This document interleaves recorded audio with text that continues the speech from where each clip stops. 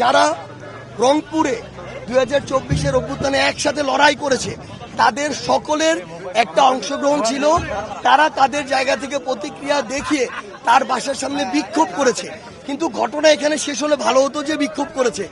আমরা যেটা দেখেছি ওইখানকার কিছু স্থানীয় জাতীয় পার্টির সন্ত্রাসী সমর্থক তারা তাদের দেশীয় অস্ত্র নিয়ে প্রথমে, আপনারা জাস্টিফাই করে দেখবেন প্রশাসন এই তথ্য দিয়েছে, তারা প্রথমে এই যে 24-এর যারা একসাথে আন্দোলন করেছে তাদের উপরে দেশীয় অস্ত্র দিয়ে হামলা চালিয়েছে।